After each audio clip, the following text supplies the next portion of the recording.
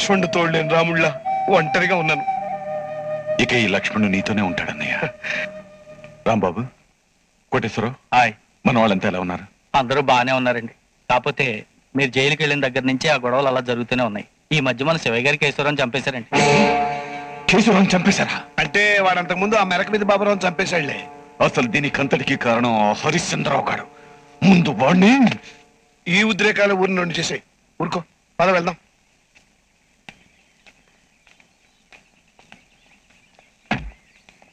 అన్నయ్య, కళ్యాణ్ ఎక్కడున్నాడు? ఈ గొడవల మధ్య మన ఊర్లో ఉంచడం అంత మంచిది కాదని వైజాగ్ హాస్టల్లో ఉంచవస్తున్నాను. వాడిని ఒకసారి చూడాలంతే.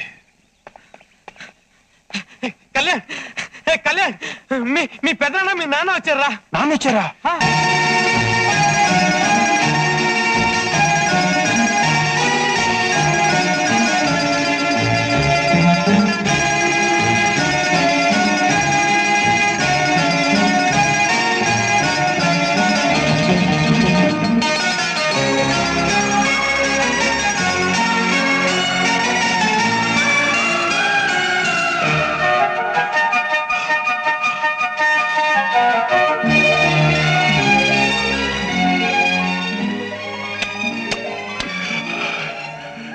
ఎన్నాళ్ళైందిరా నిన్ను చూసి.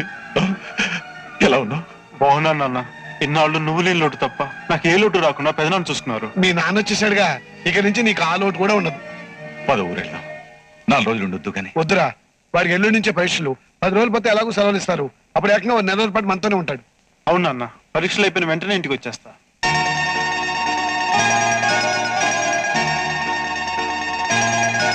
ఆరోగ్యం జాగ్రత్తగా చూసుకో. అలాగే. ఒరే కళ్యాణ్, ఇదిగో ఈ డబ్బు ఉంచు. మొన్న ఇచ్చినవి ఉన్నాయి పెదనాన్న. పర్వాలేదు, ఉంచరా.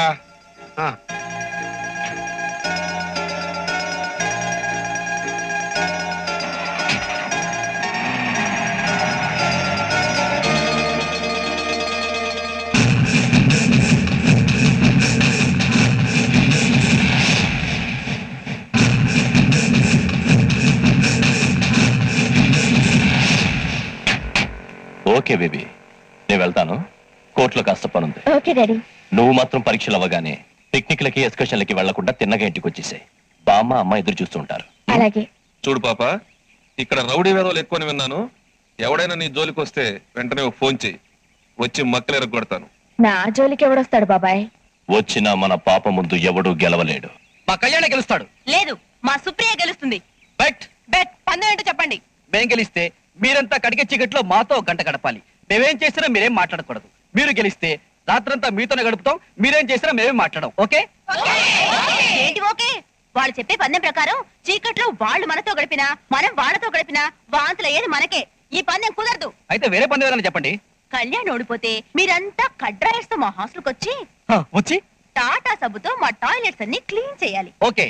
మీ సూపర్ ఓడిపోతే మీరంతా స్విమ్మింగ్ డ్రెస్సుల్లో మా హాస్టల్కి వచ్చి మా అందరికి మాలిష్ చేయాలి. ఓకే? ఓకే. ఏంటది? కళ్యాణ్ రెడ్డి అక్కడున్నాడు. బాబాయ్, బాబాయ్, నీకైనా మొత్తందా లేదా? ఇంత డేంజరస్ పందెం కాసేవేంటి? పందెం ఏంట్రా? చేతుల నుంచి 10 కాళ్ళు పోల్చుకుంటారని, గుండెల మీద ఇటుకలు పెట్టుకుని సమ్మర్తో పగల కొట్టించుకుంటారని పందెం కాసేట్టుగా సుప్రీతో. సుప్రీతో పందెం కాసానా? ఎవరు చెప్పారు? నేనే బాబా. ఏంటి కరెంట్ షాక్ తిన్న కాకిలా అలా చూస్తున్నా? అర్థం కాలేదా? వాళ్ళని టెంప్టింగ్ చేయించి నిన్ను కమిటింగ్ చేయించా. దీంతో నీ పని ఫినిషింగ్. హలో మరదల్స్, మన స్టార్టింగ్ ఫినిషింగ్ స్టాపింగ్ ఉండవు, రైజింగే. నీ రైజింగ్ కి బ్రేకింగ్ వేసి క్లోజింగ్ చెయ్యాలనే ఈ బెట్టింగ్. ఒప్పుకుని పందెంలో పాల్గొంటే వెన్నుపూస చేతులు విరగ్గొట్టుకుని ఏ గుడిమెట్ల ముందో కూర్చుని అడుక్కోవాలి. ఒప్పుకోలేదనుకో జీవితంలో ఇంకెప్పుడు బెట్లు వేయనని కాలేజ్ విడిచిపెట్టి వెళ్ళిపోవాలి. ఎలా ఉంది? నీ మొహంలా చండాలంగా ఉంది. 4-5 కార్లు వెళ్తే థ్రిల్లింగే ఉంటుంది. ఈ చేతుల మీద నుంచి వరుసగా 10 కార్లు పోనిచ్చుకో. చెస్ట్ మీద ఇటుకలు పిడకలు చిన్నప్పుడు బాలు కొట్టించుకునేవాడిని. ఇప్పుడేంటి అసహ్యంగా? నీకు దమ్ముంటే ఈ గుండెల మీద పెద్ద పెద్ద బండరాళ్ళు తెచ్చిపెట్టుకుని సమ్మెట్తో బాలు కొట్టించుకో. బాబాయ్, ఈ పందెంలో నేను ఓడిపోతే ఈ కాలేజ్ విడిచిపెట్టి వెళ్ళిపోతా. మరి నువ్వు ఓడిపోతే ఏం చేస్తావు? అది మేం చెబుతాం బాబాయ్. బట్టలన్నీ విప్పేసి దిగంబరంగా మన కాలేజీ చుట్టూరా తిరగాలి. ఓకేనా? రే, ఏంట్రా పందెం? నువ్వు ఊరుకో బాబాయ్, అది పందెం. ఒప్పుకుంటావా? ఓకే, నేను రెడీ. అయితే పందెంనికి రెడీ చేసుకో.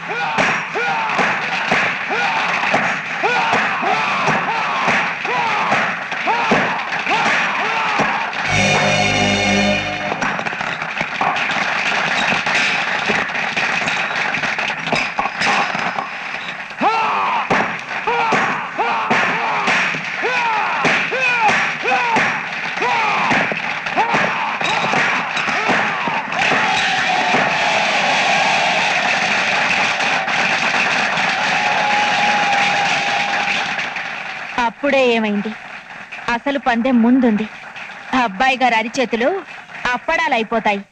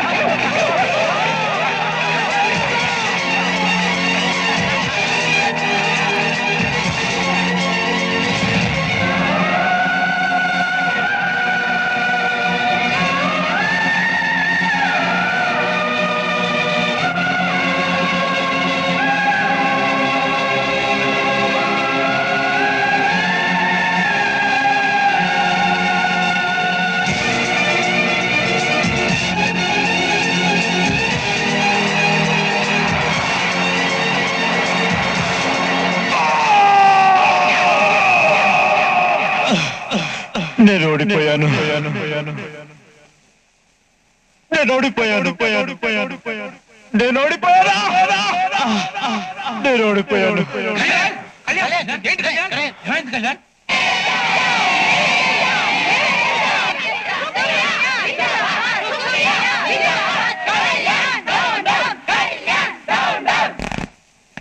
పద్మలక్ష్మి రండి.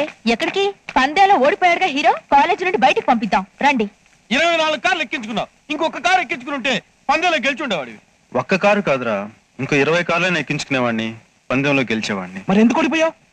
కావాలని. కావాలని ఓడిపోయావా? దేనికి? నేను పందెంలో గెలిస్తే సుప్రియ 10 మందిలోనూ నవ్వులు పాలయ్యేది, అవమానంతో ఆత్మహత్య చేసుకునేది.